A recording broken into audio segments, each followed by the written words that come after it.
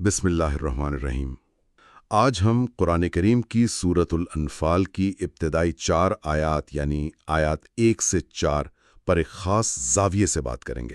جی، ہمارے پاس کچھ تفکرات ہیں جو ان آیات کے آپ کہہ لیں صوفیانہ پہلوؤں کو یا باطنی معنی کو اجاگر کرتے ہیں۔ بالکل۔ تو آئیے دیکھتے ہیں کہ یہ آیات جو بظاہر تو مال غنیمت کے ایک سوال سے شروع ہوتی ہیں ہمیں روحانی سفر میں کہاں تک لے جا سکتی ہیں۔ جی بالکل، یہ گفتگو ایک طرح سے آپ سمجھیں کہ ظاہری احکام سے شروع ہوتی ہے اور پھر باطنی حقائق تک پہنچتی ہے۔ صحیح۔ ہم دیکھیں گے کہ یہ آیات کیسے ایمان کی اصل حقیقت، دل کی کیفیات اور اللہ سے قربت کے جو مختلف مراحل ہیں انہیں کھولتی ہیں۔ بہت خوب۔ تو پہلی آیت یسألونک عن الانفال، اس میں صحابہ کرام رضوان اللہ علیہم اجمعین مال غنیمت یعنی انفال کے بارے میں سوال کرتے ہیں۔ جی، جواب آتا ہے کہ یہ اللہ اور اس کے رسول صلی اللہ علیہ وسلم کے ہیں۔ اب صوفیانہ نگاہ سے دیکھیں تو اس کا کیا مطلب نکلتا ہے؟ یہ انفال یہاں کیا ہیں؟ دیکھیں ظاہری طور پر تو یہ واقعہ جنگ بدر کے بعد کا ہے۔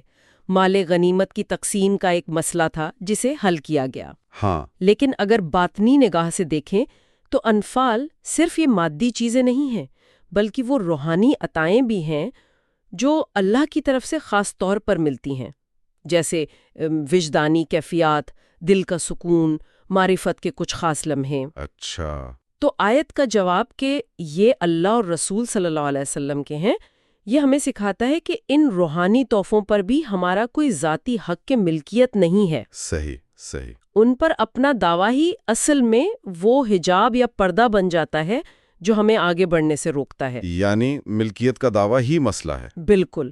اور ایک لطیف نکتہ یہ بھی ہے کہ بعض اہل معرفت نے عادات کے علم یعنی علم العادات کی روشنی میں دیکھا ہے کہ لفظ انفال کا عدد 181 بنتا ہے۔ اچھا، جی، اور 1 جمع 8 جمع 1 یہ 10 بنتا ہے، اور پھر 1 جمع 0 1 بنتا ہے۔ تو یہ اللہ کی وحدانیت کی طرف اشارہ ہے کہ ہر نعمت چاہے ظاہری ہو یا باطنی اس کا سرچشمہ وہی ایک ذات ہے۔ واہ! تو یہ صرف مال کا سوال نہیں تھا بلکہ ملکیت کے تصور پر ہی ایک گہری بات ہے کہ اصل مالک تو اللہ ہے۔ یہ سمجھ تو گویا اگلے مرحلے کی تیاری لگتی ہے۔ جی بالکل۔ پھر آیت 2 میں انما المؤمنون الذین اذا ذکر اللہ وجلت قلوبہم، یعنی سچے مومنین تو وہ ہیں کہ جب اللہ کا ذکر کیا جائے تو ان کے دل کانپ اٹھتے ہیں۔ اس دل کے کانپنے کی کیا اہمیت ہے؟ یہاں ایمان کو صرف آپ کہہ لیں دماغی یا علمی سطح پر نہیں رکھا گیا بلکہ اسے قلبی واردات کے طور پر پیش کیا جا رہا ہے۔ ہاں، دل کا اللہ کے ذکر سے لرز جانا، اس کی عظمت اور جلال کے احساس سے متاثر ہونا، یہ ایمان کے زندہ ہونے کی علامت ہے۔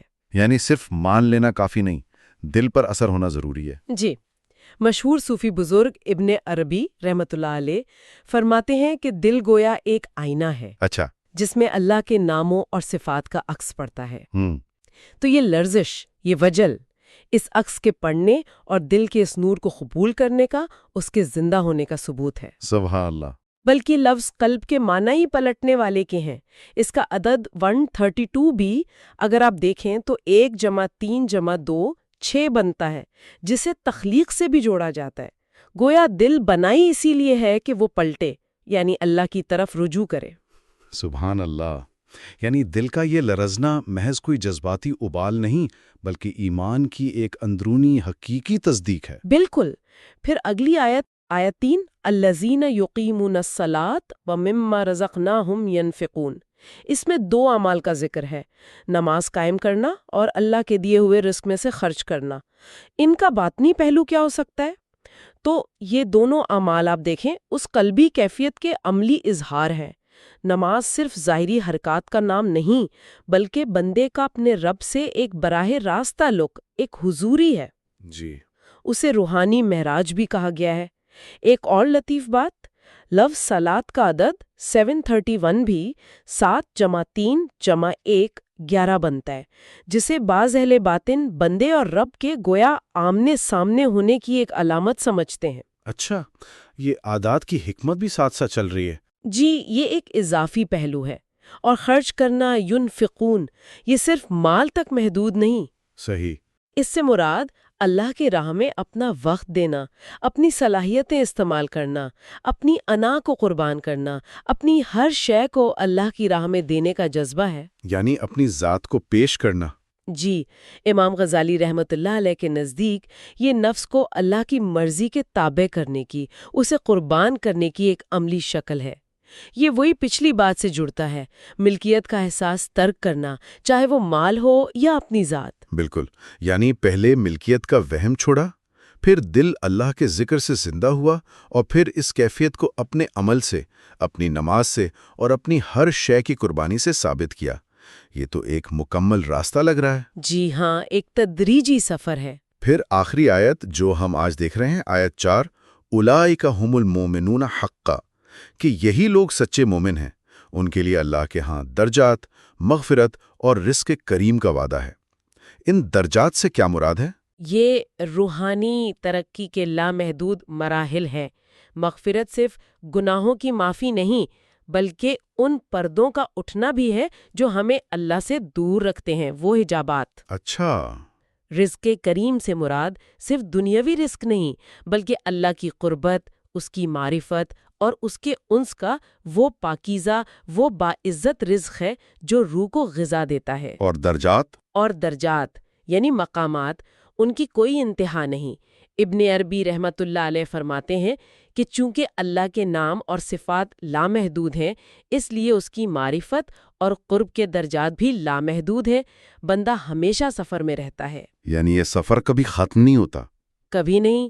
اور یہاں بھی دیکھیں، لفظ درجات کا عدد 704، 7 جمع 0 جمع 4 11 بنتا ہے، جو پھر اسی توحید کی گہرائیوں اور بندے اور رب کے تعلق کی طرف اشارہ کرتا ہے۔ تو خلاصہ یہ ہوا کہ یہ 4 آیات ایک روحانی مسافر کے لیے، ایک سالک کے لیے پورا نقشہ پیش کرتی ہیں۔ پہلا قدم یہ جاننا کہ کچھ بھی اپنا نہیں، سب اللہ کا ہے، انفال اللہ کے ہیں۔ جی، دوسرا، دل کو اللہ کے ذکر سے ایسا زندہ کرنا کہ وہ اس کی عظمت سے لرز اٹھے۔ بالکل۔ تیسرا، اس کیفیت کو نماز اور ہر شے کی سپردگی یعنی انفاق میں ڈھالنا، عملی شکل دینا۔ اور چوتھا، پھر اللہ کی طرف سے ملنے والی مغفرت، رزق کریم اور ان لامتناہی درجات کے سفر پر چل پڑنا۔ بالکل، اور سب سے اہم نقطہ شاید ان سب میں یہی ہے کہ جسے ہم اپنی ملکیت سمجھتے ہیں، چاہے وہ مال ہو، کوئی روحانی حال ہو یا خود ہماری اپنی ذات، وہ دراصل اللہ کی امانت ہے۔ اس اپنے پن کے احساس کو قربان کر دینے میں ہی حقیقی طور پر اللہ کو اور اس کی نعمتوں کو پا لینا ہے، ترک میں ہی حصول ہے۔ بہت خوبصورت بات کہی۔ آج کی یہ گفتگو ہمیں اس نقطے پر غور کرنے کی دعوت دیتی ہے کہ ہم اپنی زندگی میں، اپنی عبادات میں، حتیٰ کہ اپنے اندرونی احوال میں ملکیت کے اس تصور سے کیسے آزاد ہو سکتے ہیں۔ جی، شاید حقیقی روحانی ترقی کا راز اسی نقطے میں پوشیدہ ہے کہ ہم خود کو اور اپنی ہر شے کو اللہ کی امانت سمجھنا شروع کر دیں۔ یہ ایک اچھا نقطہ ہے غور و فکر کے لیے، جسے ہم اپنے ساتھ لے کر جا سکتے ہیں۔ انشاءاللہ۔ بہت شکریہ۔